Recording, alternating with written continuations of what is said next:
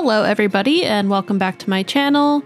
My name is Erin and in today's video we are going to be building in the super spooky world of Forgotten Hollow. I almost forgot the name of the world there for a minute. But yeah, this build, as you could see from the title of the video, I am doing the super iconic Amityville house, and I don't think there's a more iconic house here in the US besides the White House than the Amityville house. I mean, it's famous. I honestly have never watched any of the Amityville horror movies. I do know a little bit about like the actual murders that did take place in this house, you know, the real life ones that kind of like inspired all the movies and the haunting, and I don't know. So I'm not super well versed on Amityville. I usually watch things like before I start building them, like in my other series where I've done, you know, recreations of like the Friend's house, or what's the other one I did? The Brady Bunch. You know, I'll kind of like rewatch it and just refresh my memory on it. But I personally am not one for like horror movies. I like scary movies, but I like more like kind of like creepy movies. Like I'm thinking of something more along the lines of like The Others, or I don't know. I don't like real like fantastical kind of like horror films, which is what I've always kind of pictured, you know, the Amityville horror to kind of be like, where there's like, you know, blood dripping from the walls and stuff like that. Like, I don't know. It's not really my thing. I've never seen it again, so I could be wrong, but it just kind of like, I feel like it would be almost like The Exorcist, which I watched that when I was a kid, and I thought that movie was really dumb. Even as a kid, I thought it was really dumb. So anyway, I haven't seen it. Maybe at some point I'll watch it in my life, but I don't know. I highly doubt it. But I did want to do this house. Actually, my friend Robert, he actually was the one who suggested that I should do the Amityville house. And at first I kind of like was like, oh, I'm not doing that. And then I was like, oh, actually, that might be kind of cool, especially for Halloween. So yeah, I'm doing it, you know, in preparation for Halloween. As I'm doing this recording, it is October 1st, and yeah, Halloween is quickly approaching here. I mean, it's already been Halloween. Stuff has already been out in our stores, you know, since like August here in the US, but you know, that's just how we are here. But yeah, so I want to do something kind of spooky, kind of fun. This is definitely a big departure from what I usually build. I primarily like to build stuff that's really kind of like aesthetically pleasing and, you know, has just a, you know, more pleasing look to this. With this house, I completely embraced all the kind of grungy, kind of ugly, quote unquote, ugly stuff that comes with the game. So with this house, I used a ton of stuff from vampires. I tend to, like, the world that I put the house in is where I tend to use like the most stuff from when I do house builds usually. So yeah, this has a lot of stuff from vampires. But the outside, there's a lot of base game on the outside. Like all the windows that I'm using are base game, with the exception of those, you know, two famous, what are they, like quarter moon shaped windows. Those are from the Moschino pack, or Moschino pack. I never know how to say that. I think it's Moschino. And I'm trying to think. Yeah, there's like a little bit of stuff from cats and dogs. And then the front door, I want to say, is from Discover University, but I might be wrong on that. The other details that I did use on the outside, I used the siding that is from Horse Ranch. I used a pretty good dose of Horse Ranch in this house, just because a lot of that like distressed wood kind of details really went well with this home. So yeah, definitely used a lot of that. And then on the inside, I used a lot of basement treasure. That came in very handy for this home because I wanted it to kind of feel like, you know, 60s, 70s. I think when the murders occurred, I want to say it was in the 70s or maybe late 60s. I'm not entirely sure on that one, but it was definitely in that era for sure. So yeah, I wanted to kind of like harken back to the 70s kind of time period with how the house looks on the inside. But It's pretty inhospitable, honestly. And poor guy, I have Bob pancakes in this house. He was my test sim that I had living here as I was like testing everything out. And I also did use a lot of Paranormal Stuff Pack, just because I did make this lot when I uploaded it to the gallery. I did make it a haunted or a residential haunted house or whatever it's called.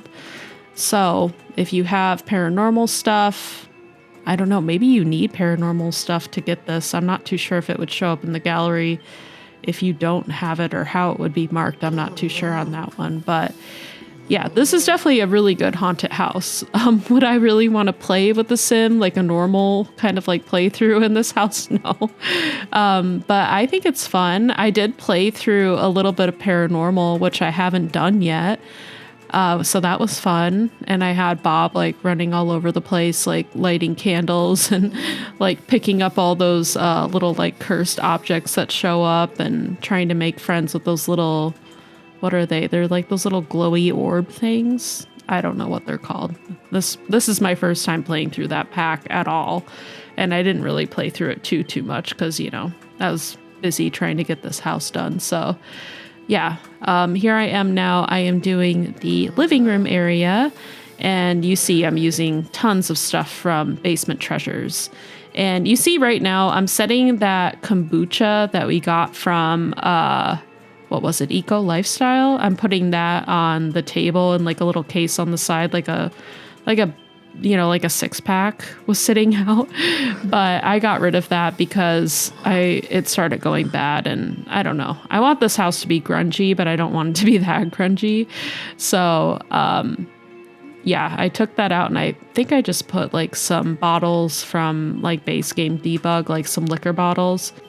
And then I also went into live mode, and I actually like broke like all the toilets and the sinks and the appliances, and I also made them dirty. And so there's like lots of like water puddles and like newspapers, and if you have Bust the Dust, you're gonna have like tons of dust everywhere because I put a vacuum in one of the closets that I made. I don't show that closet that I do on camera, but I did put a vacuum in there, and obviously I didn't have Bob vacuum. He tried to vacuum once, and I was like, no, you are not vacuuming, sir. What do you think you're doing? So yeah, it's super dusty, and you're going to see that, I don't know when in this video, but at some point you're going to see it's like mega dusty. There's like dust spores like all throughout the air. Like this house it's crazy. I think it could be kind of cool besides like playing through the paranormal pack in this house. I think it would also kind of be cool to have this house as like maybe for like storytelling purposes. I don't know. Somebody's like doing a rags to riches house. I think this would be great for that, you know? Take this and try and fix it up and fix all the appliances. I did end up taking like all the appliances and toilets and stuff that I broke, and I did fix a good amount of them just because, I don't know, I didn't want them all to be going off. I thought that maybe be a little overkill. Just a couple. I think one of them I took the... what is it, like the little vine things that came in Strangerville, and I had that coming out of the toilet. I saw that as an option that you could do. I don't even know what mod I'm using that lets me do that. It might be UI cheats, or it could be MCC, or it could even be, I don't even know. I don't even know what mod is letting me do that. But when I saw that you could put the vines in the toilet, I was like, oh my God, that's so cool. So yeah, anyway, you would have seen me, you know, finish up the living room. You would have also seen me do that kind of like hallway entry area. I also kind of want to like make a nod towards like some nautical aspects in this house because, you know, the house is in Long Island, and, you know, Long Island's has some nautical touches. So, and the house itself actually like had like a boat slip. It's like right on the water. It's actually super nice house. It just like recently sold for a lot of money too, which I don't understand who would ever want to live in the Amityville house. Like, I don't really believe in like a lot of the, like hauntings that supposedly happened there. Like, I don't know. They sound a little crazy in my opinion. Like, they sound a little too like crazy, but regardless, I mean, there was a brutal murder there. So I would never want to live in that house. But I think it like just recently sold for like $1 million or close to $1 million or something. I mean, it's just like, what? Why would you want to live in that house? But it is nice. I mean, I will say, like, I was looking at, reference pictures of Amityville while I was, building this home. And a lot of them were of the, the house as it is nowadays. And I was like, yeah, that house is nice. I will say it is nice. And then also quickly, just to touch on the outside of the house. So I did make the outside of the house black. And when I was looking up the house, it's kind of like in the movie and in other depictions, it's white. So obviously, like many other homes, it's had different paint colors on the exterior, different siding or whatever. But when I was looking at like when the murders occurred and, they showed like not autopsy photos, but like crime scene photos, and the house was black, or it was dark. I don't know. I think the photos were in black and white, but yeah, it was a dark color. So I made the house black is what I'm trying to say. Just to kind of, pay honor to what it originally looked like when the murders first occurred. And as I was going through this house, I was kind of imagining like, okay, this is how the house would look if like the murders had like just occurred. The cops came through, they collected all their evidence, and then some possessions were taken out by like family or whatever, but then some possessions stayed and the house just stayed like kind of stagnant. And some people would come in and do like seances and just creepy stuff like that. So I don't know. I kind of made it like an abandoned type of house is my idea. I don't know. I thought it turned out really cool.